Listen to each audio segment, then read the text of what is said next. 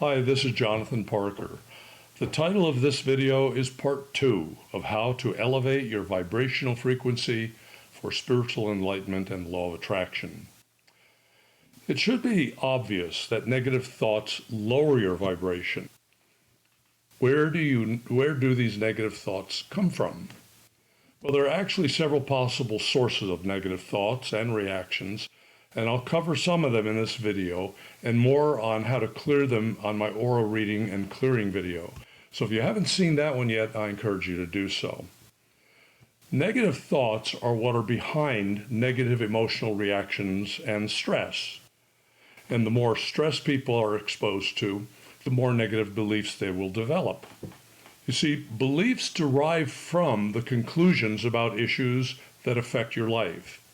And negative thoughts and conclusions are what reveal underlying assumptions and beliefs.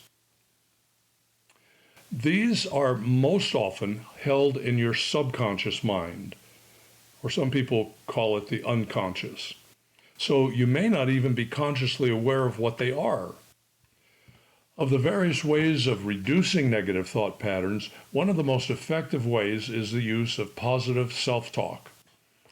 Self-talk is composed of thoughts that go through your mind. So I've also called this mind talk. And anyone who has tried to meditate knows about a challenge that they're facing when they try to quiet their mind. In fact, it's often referred to as the monkey mind. And that's because most people have a continuous stream of never-ending thoughts firing off in their mind. Negative self-talk occurs when people think negatively about themselves, others, or even situations. Negative experiences influence how the person thinks and reacts.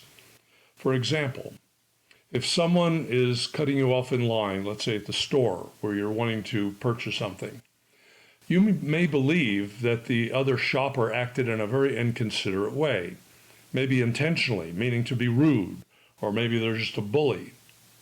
And in response, you might say to yourself something like, that person's a nasty bully, an obnoxious, selfish person who has no manners. However, you could also choose to not take the experience personally. You could choose to assume the other shopper was in a hurry and really needed to get somewhere and was only doing what they thought was necessary. Well, in either case, the reactions and the choice of either positive or negative thoughts derive from your interpretation of the events. So, with that background, how do you train yourself to be more positive? Usually, people develop negative thinking or self-talk without even realizing it. But here are some of the common identifying patterns. The first one is personalizing. A person always blames him or herself whenever something bad happens. For example, a parent or a teacher might blame themselves for a child's poor behavior or performance. Or children may blame themselves or think badly about themselves. Or a person might think, I screwed up. It's my fault. I'm so clumsy. I am so stupid.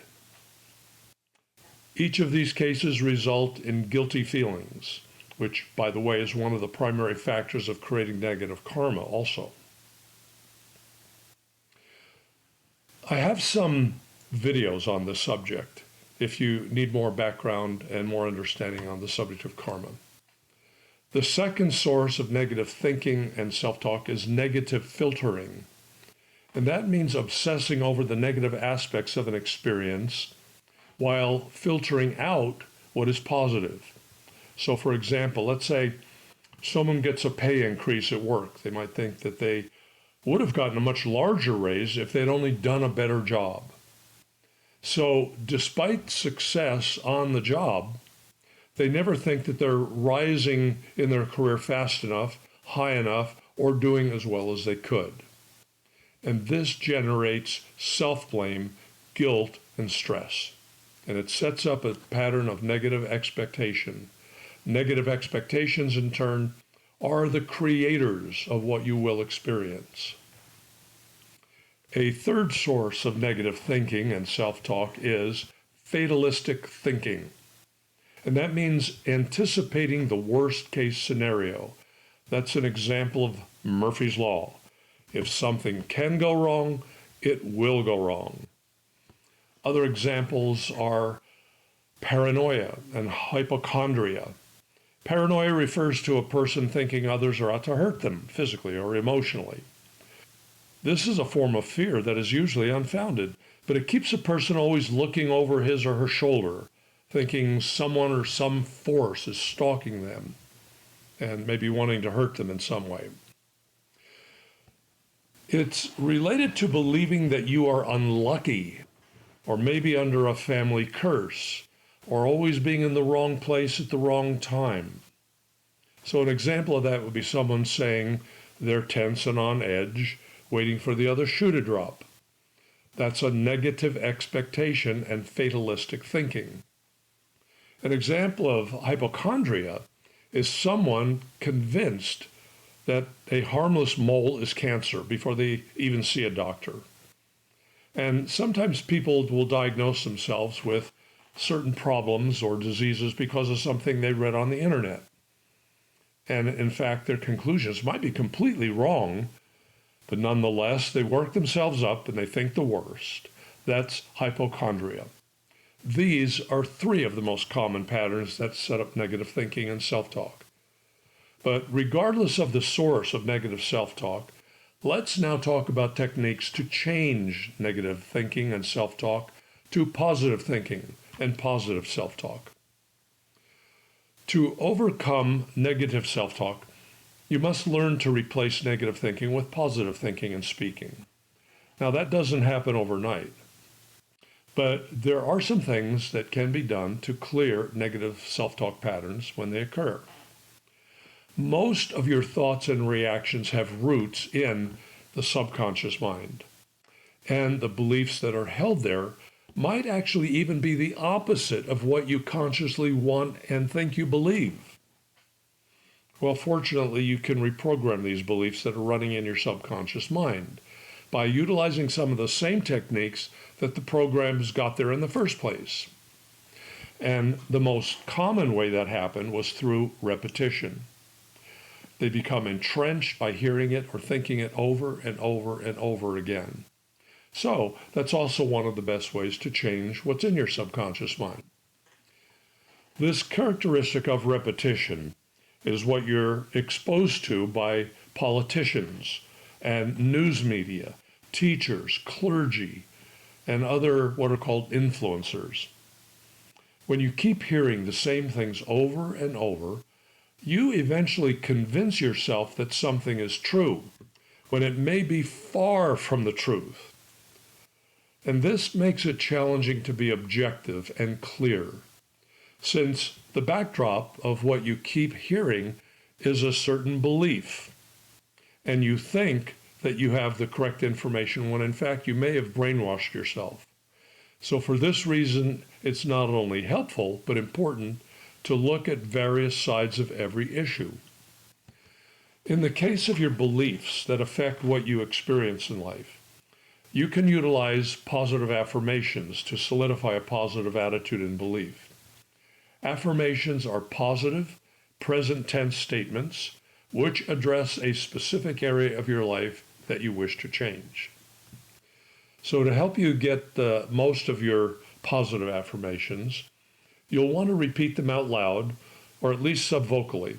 Subvocally means that you form the words with your lips and your tongue, even if no one hears what you're saying.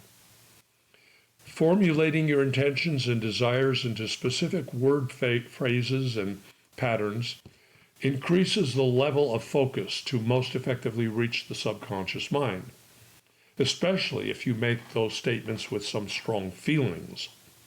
Then, when you repeat the statements over and over again, the subconscious mind will eventually accept the new programming. Now, it usually takes weeks, not days, for this to happen. In some cases, it can take months, so don't be dismayed.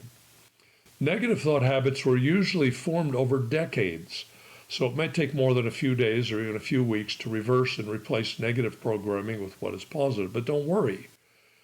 If your mind is objecting to any of the statements, or it might even argue with the positive statement that you're making, or if you hear an inner commentary coming from your mind, by repeating these positive affirmations every day, your mind will eventually accept them and begin acting on them.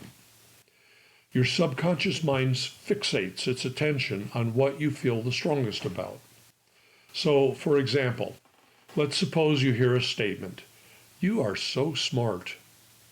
Your conscious mind might respond by saying, "Are you kidding me? Me smart? I don't think so. I didn't get all straight A's in school." So, with a response like this, your subconscious rejects the new positive input that you just started, that you're smart.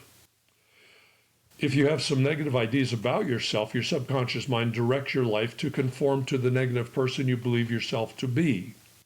Now, here's a few more examples of what I'm talking about. There's something wrong with me. No matter what I try, it doesn't work. I seem to just have bad luck. I'm just not talented. I'm just like my father or mother. I'm just shy when I'm around people. When it comes to my eating habits, I can't help myself. I never get a break. I'm in on over my head. I'm in on over my head. If only I were taller or smarter or had more money. Well, if I get it, I'll only lose it anyway. If something can go wrong, it surely will. Those are some of the more common things that I've heard over and over again, but fortunately, you can reprogram all of these beliefs with repetition. Repetition is what put the programs there in the first place. But there are some requirements. In fact, there are 5 requirements to making the affirmations work effectively. If affirmations do not include these 5 components, they won't be as effective. And they could even have the opposite effect. Now, first of all, affirmations must be in the present tense, or at least the present progressive tense. And they can't be ridiculous or beyond what is reasonable.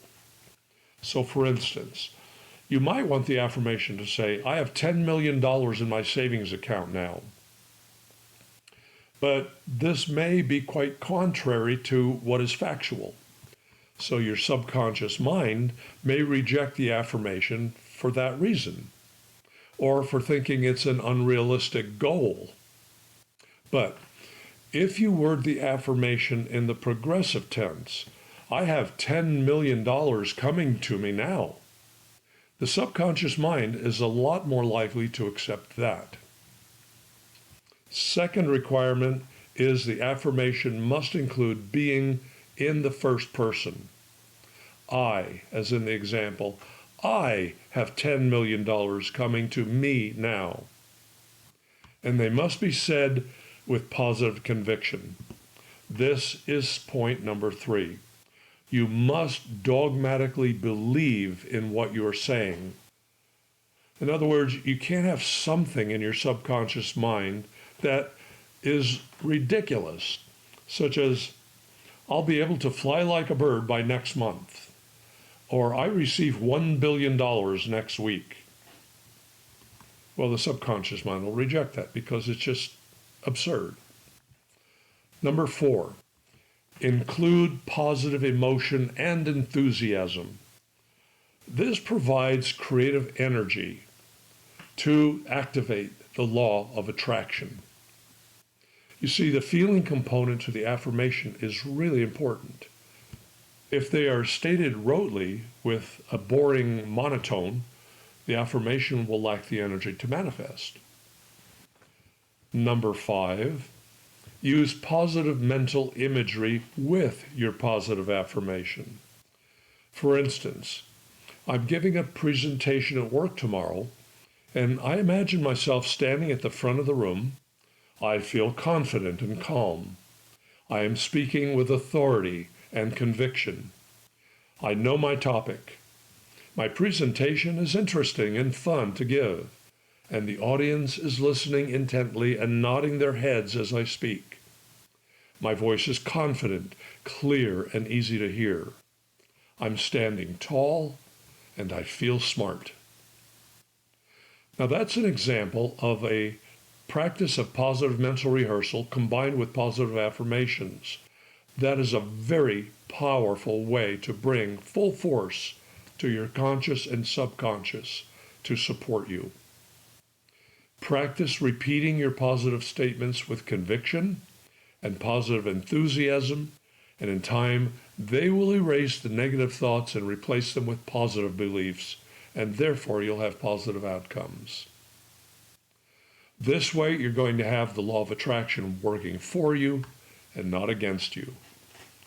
I have numerous audio programs on my website utilizing these methods on a wide variety of subjects. So check them out, jonathanparker.org.